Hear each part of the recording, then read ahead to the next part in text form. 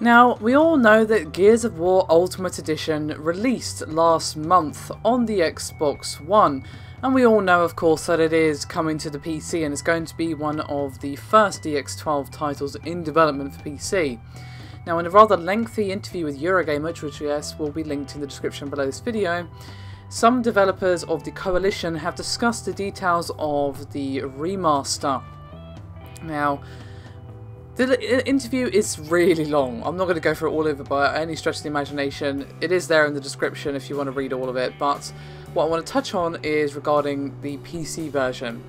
Now, Technical Director for the Windows 10 PC version, Cam McRae, explained how they're going to be using DX12 and asynchronous compute in Gears of War Ultimate. And he said, quote, "We are still hard at work on optimising the game. DX12 allows us much better control over the CPU load with heavily reduced driver overhead. Some of the overhead has been moved to the game where we can have control over it. Our main effort is in paralysing the rendering system to take advantage of multiple CPU cores. Command list creation and D3D resource creation are the big focus here. We're also pulling in optimizations from UE4 where possible, such as pipeline state object caching. On the GPU side, we've converted SSAO to make use of asynchronous compute and are exploring the same for other features like MSAA. 4K fans are going to be pretty happy, as it does seem the assets have been carefully tuned up to 4K resolution, and in terms of the anti-aliasing it will be supporting MSAA and FXAA, and thankfully will not have any frame rate lock, which is always nice to see. That has been happening a disturbing amount lately.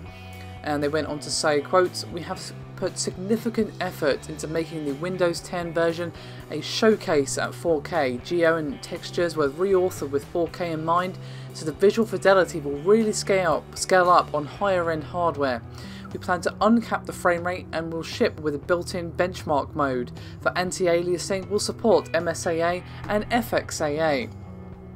And finally, he went on to promise a minimum of 30 FPS even on some weaker machines, where he said, quote, "While we haven't locked how far the game will scale down, it is important to us to ensure good performance at least 30 FPS on a variety of hardware. We will support a broad range of resolutions as well as a variety of graphics options for you to tweak your setup."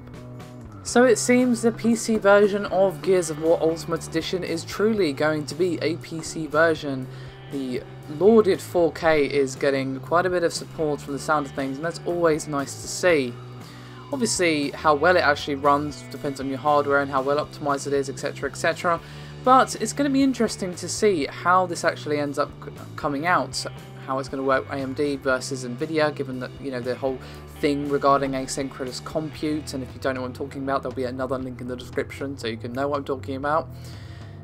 As for AMD versus Nvidia with asynchronous compute. So yeah, it's going to be interesting to see what it actually runs best on, and we'll most likely be doing something of some description when this game comes out, graphics comparison of course, but maybe we'll do AMD versus Nvidia, maybe, I'm not promising, but given that it'll be one of the first DX12 titles, it'll be interesting to see if there is a difference between the two cards, at least at the start.